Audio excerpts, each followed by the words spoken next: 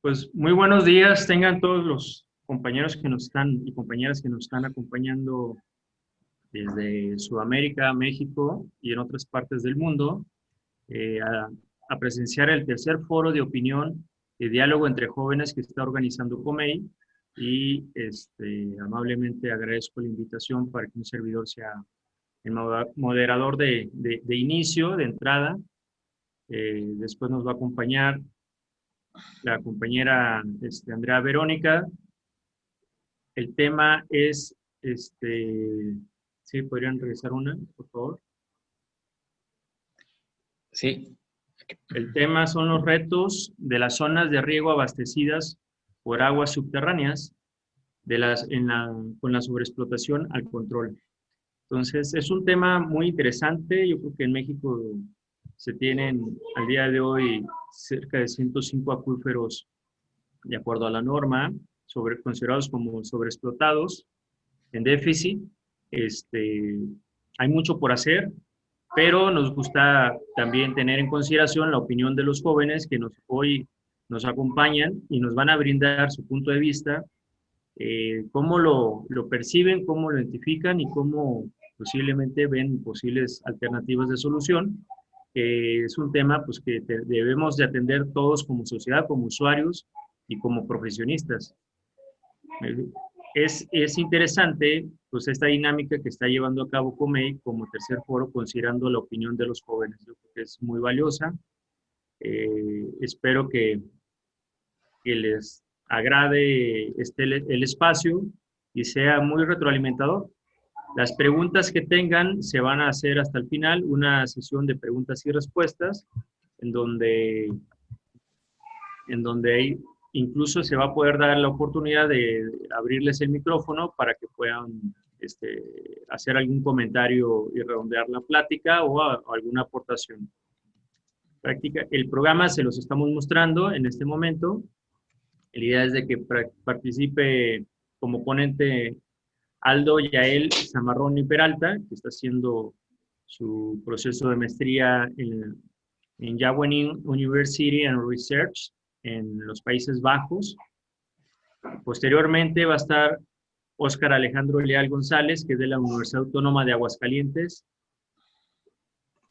Después, Luis David Navarro Arellano, de la Universidad Michoacana de San Nicolás de Hidalgo, que está en su proceso también de maestría. Y después, Jessica Alejandra Gómez Pérez, también tengo entendido que está haciendo su proceso de maestría, que está en el Instituto Tecnológico del Altiplano de Tlaxcala.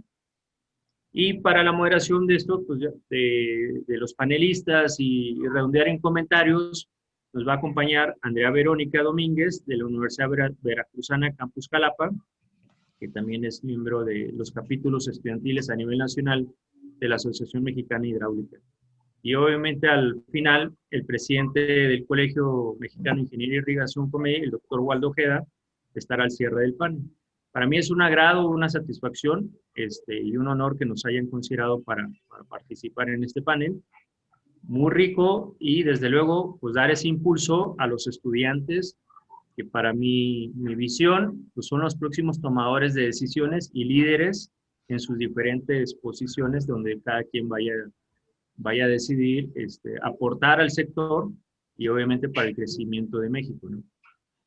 Adelante, Andrea, cedo su participación para que usted ya nos ayude con la moderación de cada uno de los compañeros.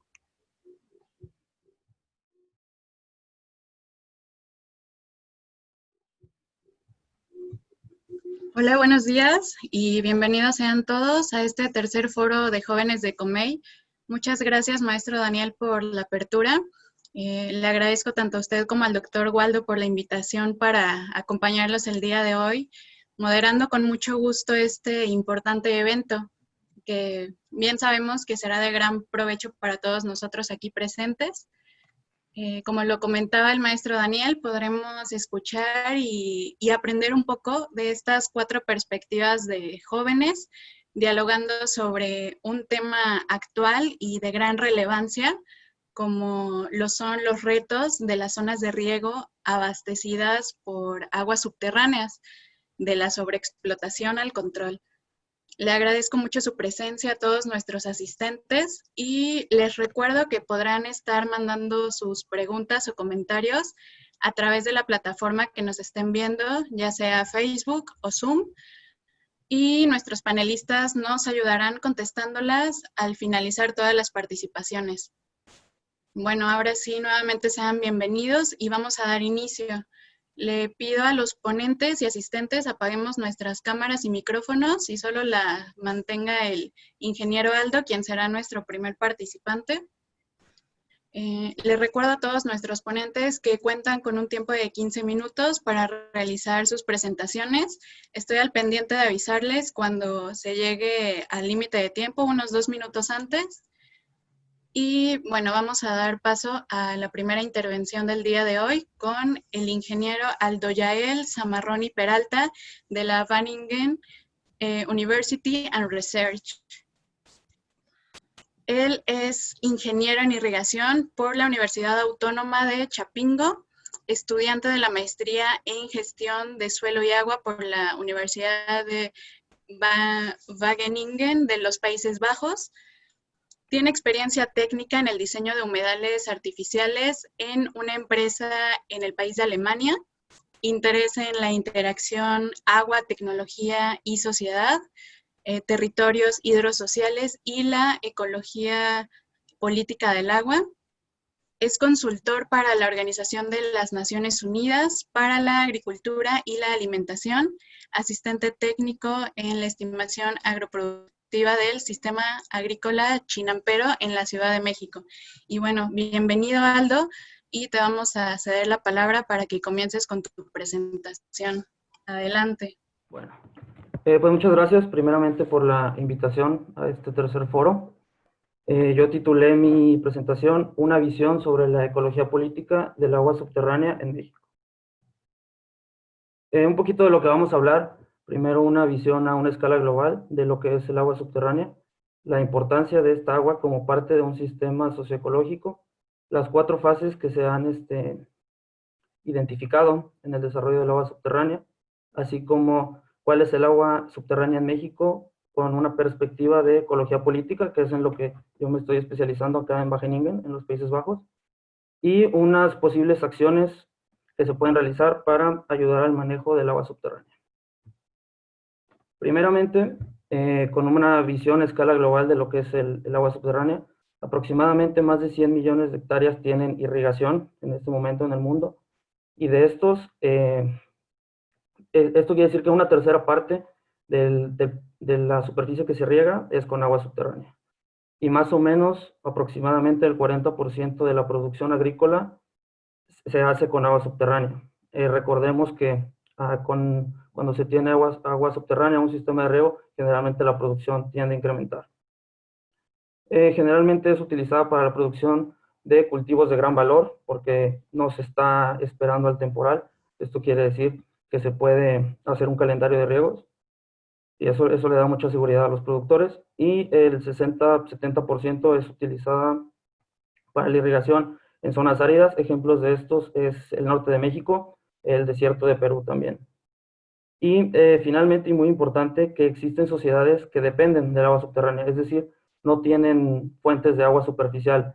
Esto lo describe muy bien el autor Carl Wittfogel en su libro Despotismo Oriental, en el que él describe cómo existen sociedades que se han fundado basando su poder en el acceso al agua a sus gobernados. Aquí en esta gráfica nos muestra la importancia del agua subterránea. Lo que estos números nos quieren decir es la cantidad de metros cúbicos por persona, por año, que se están mandando entre los países. Entonces, nos estamos dando cuenta que es un tema geopolítico también, el agua subterránea. Por ejemplo, caso México, Estados Unidos. Podemos verlo, es claramente el Tratado de Libre Comercio, como nosotros le mandamos 1.5 metros cúbicos por año, y ellos nos mandan 1 metro cúbico. Entonces, más o menos nos puede dar una idea de la importancia del agua subterránea en el mundo. Bueno, siguiendo con el mismo tema, es un recurso horizontal. Esto quiere decir que cualquier persona con tierras puede acceder a ella, de fácil acceso relativamente, dependiendo de la profundidad. es disponible en el sitio, se ajusta a la demanda, dependiendo del volumen y tiempo por medio de la extracción. Se recarga naturalmente en su mayoría, ya que también existe recarga artificial. Y para la agricultura, pues nos brinda seguridad alimentaria, posibilidad de realizar 2 o más cosechas anuales, incrementa la rentabilidad y permite una diversificación de cultivos, a cultivos más rentables o cultivos que utilicen menos agua por medio de sistemas de riego, etc. Bueno, aquí el autor Shah et al. 2013 ha identificado 4 etapas en la explotación del agua subterránea. La primera es lo que se le puede llamar una revolución verde o revolución tecnológica, en la que llega apenas el riego y el bombeo al área. La segunda, en la que existe un boom agrícola. Esto quiere decir que todos los productores empiezan a recibir apoyos o a comprar sistemas de bombeo o de riego para explotar el agua subterránea. Tercero, en la etapa 3 se empiezan a ver los síntomas de la sobreexplotación del agua, caso que describe el autor. Se encuentra México ahorita, ya empezamos a ver síntomas de sobreexplotación, ejemplos muy marcados, el Bajío, Guanajuato y la comarca lagunera. Y la etapa 4, que es la etapa más crítica, es que si no se toman acciones, va a existir un declive en el desabasto del agua subterránea con efectos negativos en los sistemas agrícolas. Entonces, se tienen que tomar acciones para que no lleguemos a un abatimiento muy grande del nivel del agua. Ahora sí, voy a explicar tantito qué es la ecología política, que es el estudio de las relaciones de poder entre los diferentes aspectos o ámbitos políticos, económicos y sociales con respecto a los conflictos y cambios ambientales. El poder es un tema muy, muy importante cuando se habla de ecología política, y existen 2.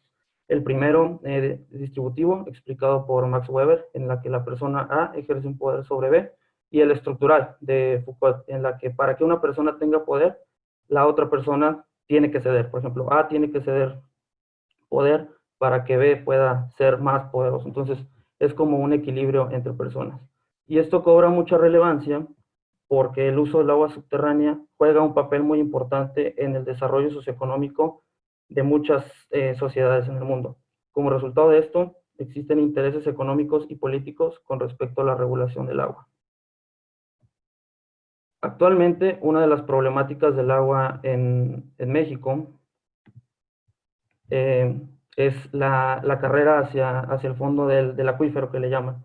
Entonces, esto quiere decir que quien logre perforar a mayor profundidad se va a quedar con el agua. ¿Qué pasa? Que las personas que no cuentan con el recurso o con el conocimiento técnico se van quedando sin acceso al agua.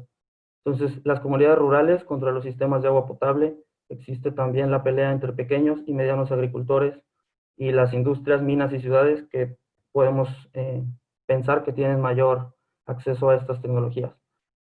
También existen daños colaterales por medio de esta sobreextracción, como es la intrusión salina. La intrusión salina es que entra el agua del mar, se mete a los acuíferos de agua dulce. Esto ocurre en las costas. También los hundimientos de suelos, que generan daño a infraestructura, y todo esto genera un deterioro en la calidad del agua.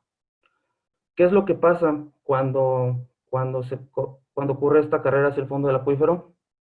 Pues ocurre una acumulación o despojo del agua. Los pequeños agricultores no pueden seguir perforando, por lo que pierden acceso al agua. Regresan a una agricultura de temporal, es decir, que solo tienen un ciclo de producción al año. Como esto se vuelve algo no rentable, terminan por vender sus tierras. ¿A quiénes? A los pequeños y medianos agricultores.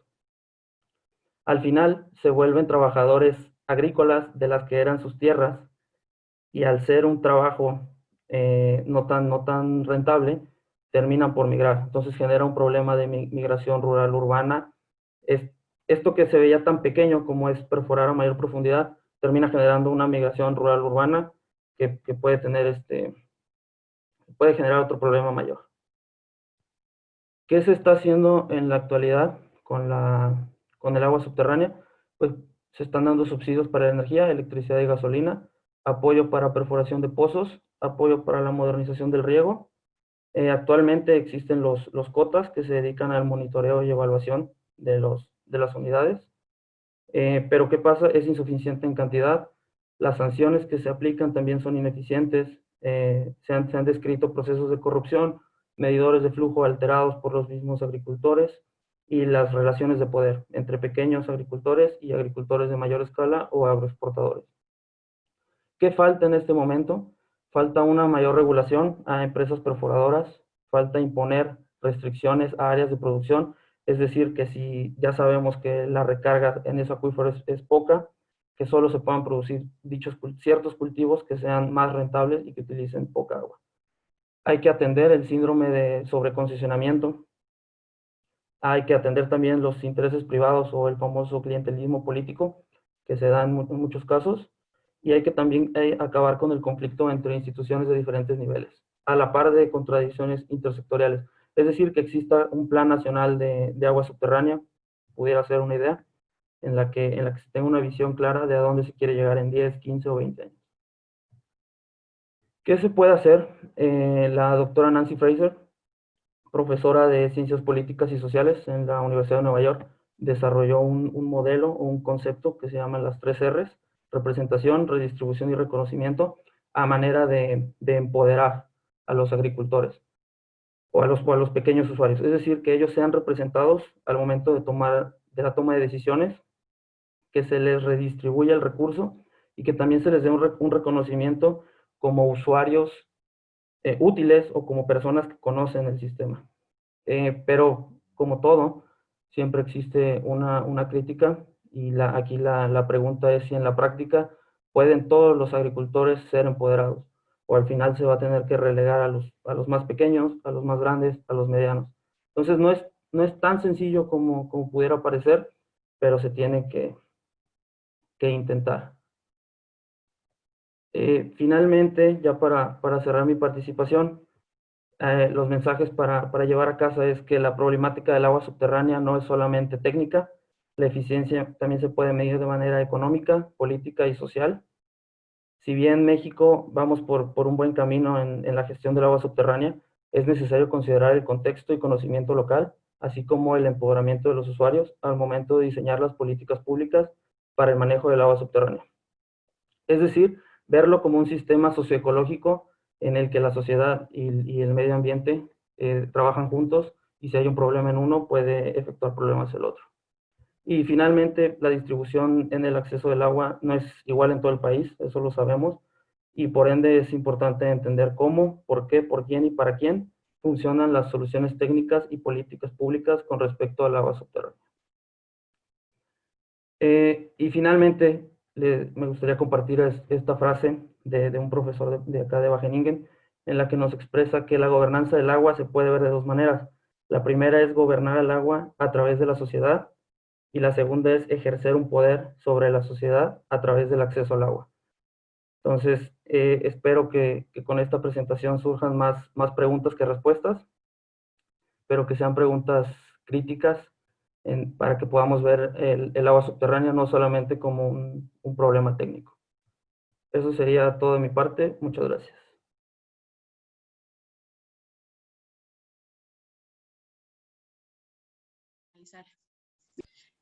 Bueno, vamos a dar paso entonces a nuestra segunda participación con Óscar Alejandro Leal González de la Universidad Autónoma de Aguascalientes. Es estudiante de 8º semestre de la carrera de Ingeniería Civil de la Universidad Autónoma de Aguascalientes. Obtuvo el primer lugar en representación de su universidad en el segundo encuentro estudiantil hídrico organizado por la Asociación Mexicana de Hidráulica, sección Guadalajara. Tuvo el tercer lugar en el tercer concurso nacional Maquetas, celebrado en el segundo Foro Juvenil Hídrico Latinoamericano, organizado por la MH en Villahermosa, Tabasco. Ha sido auxiliar, realizó diversos avalúos y peritajes particulares y judiciales, así como levantamientos topográficos. Actualmente se desempeña como becario en el área de proyectos de la empresa Urbacon. Bueno, bienvenido, Óscar. Vamos a dar paso a tu presentación. Adelante. Bueno, gracias por la presentación. Nuevamente me presento, mi nombre es Oscar Alejandro González. Como ya mencionó Verónica, yo soy estudiante de la Universidad Autónoma de Aguascalientes. Actualmente curso el 8º semestre de la carrera de Ingeniería Civil. Y el tema del que les voy a hablar es de la influencia de las zonas de riego sobre el agua subterránea en México. Primero, ¿cuáles son los retos de las zonas de riego abastecidas por agua subterránea? En realidad son varios los retos a los que se enfrentan las zonas de riego en México y a nivel mundial. Sin embargo, destacaré las que desde mi punto de vista como estudiante de Ingeniería Civil representan el mayor reto en el sentido de que es muy necesario tomar acciones y hacer un cambio antes de que las consecuencias sean irreversibles. Como ya mencionó el ingeniero Aldo, ahorita estamos en la etapa en la que ya estamos presentando los primeros síntomas de la sobreexplotación de este recurso y tenemos que tomar medidas cuanto antes. Bueno, las zonas de riego, como muchos ya sabrán, son las superficies de tierra en las que se lleva a cabo actividades técnicas y económicas relacionadas con el tratamiento del suelo y el cultivo de la tierra para la producción de alimentos. Si bien nos referimos a zonas de riego abastecidas por agua subterránea, uno de los principales retos al llevar a cabo esta actividad es el manejo óptimo del agua. Y es que el mayor uso que se le da al agua en México es el agrícola, precisamente. Bueno, pero ¿y qué tan importante puede llegar a ser? Las aguas subterráneas desempeñan un papel importante en el crecimiento socioeconómico del país. Administrativamente, el país se ha dividido en 653 acuíferos, es decir, las formaciones rocosas que permiten la circulación y almacenamiento de agua subterránea. Y de los 653 acuíferos con los que contamos, 105 pues ya se encuentran en condiciones de sobreexplotación. ¿Qué es sobreexplotación? Pues es cuando el volumen que se le extrae supera al volumen que se le recarga naturalmente. Un dato curioso es que a nivel mundial el agua subterránea equivale al 0.9% del volumen total de agua terrestre, aproximadamente. Es decir, apenas y se acerca al 1%. Bueno, de acuerdo con la Comisión Nacional de Agua, anualmente México recibe aproximadamente 1.449.741 hectómetros cúbicos de agua en forma de precipitación o lluvia. Cuando hablo de un hectómetro cúbico me refiero a 1.000.000 de metros cúbicos. De esta agua se estima que el 72.1% se evapotranspira y regresa a la atmósfera. El 21.4% escurre por los ríos y arroyos y el 6.4% restante se infiltra al subsuelo en forma natural y recarga a los acuíferos. Además, si tomamos en cuenta los flujos de entrada corresponden al agua que escurre hacia nuestro país desde las cuencas transfronterizas que comparte México con sus países vecinos, y los flujos de salida, que representan un volumen de agua que México debe entregar a Estados Unidos de acuerdo a un tratado de aguas de 1944. Estos flujos también se denominan importaciones y exportaciones respectivamente, y contribuyen al escurrimiento medio superficial total, es decir, el agua superficial total con la que disponemos. Además, si a esta cantidad de agua le sumamos lo que se infiltra en los acuíferos, conforman pues lo que sería el volumen de agua renovable, aproximadamente 451.585 hectómetros cúbicos. ¿Y qué es el agua renovable? Pues es el agua que es factible a explotar de manera sustentable sin poner en crisis al ecosistema. Sin embargo, el volumen de agua concesionado, es decir, el volumen de agua destinado a explotar por un periodo determinado, pues corresponde aproximadamente al 60% del volumen de agua renovable. Entonces, de acuerdo con las estadísticas de agua en México, dicho volumen se emplea pues en diversas actividades humanas, ya sea para subsistir o producir e intercambiar bienes y servicios, donde podemos destacar que, en efecto, el mayor uso que se le da al agua en México es el agrícola, con un 76%. De hecho, cerca del 90% del volumen concesionado a escala nacional lo representan los usos agrícola y de abastecimiento público. Pero claro está, hay que destacar la gran participación que tienen las actividades agrícolas en el uso de agua, aunque no es igual en todos los estados, como por ejemplo en la Ciudad de México, donde el volumen concesionado para los agrícolas es mínimo, pero en el caso del abastecimiento público es extremo debido al crecimiento demográfico que ha tenido en los últimos años.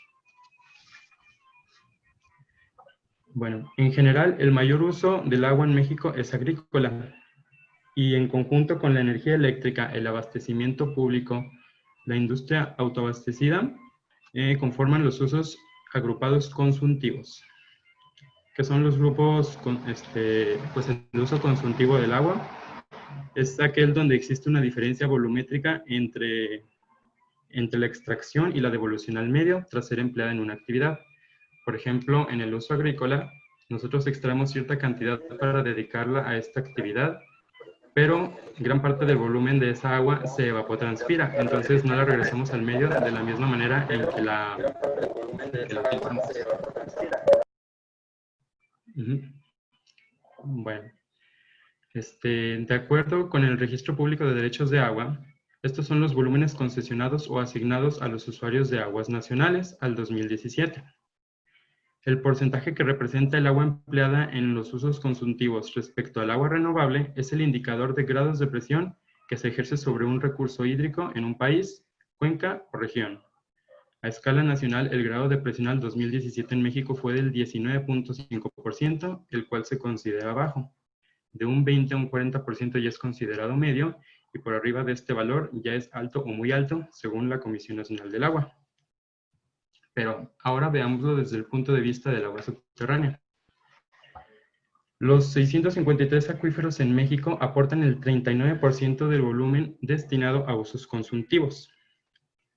Entonces, si sacamos el 39% del total del volumen consultivo concesionado, obtenemos esta cantidad, que sería el volumen de agua subterránea empleada en usos consultivos.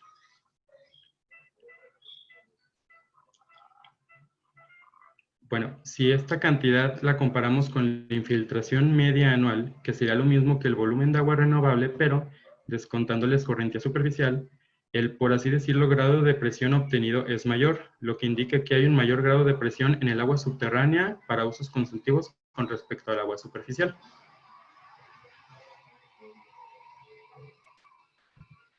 Creo que no se dio, del 37%, o sea, este ya sería un valor, un porcentaje considerado como medio.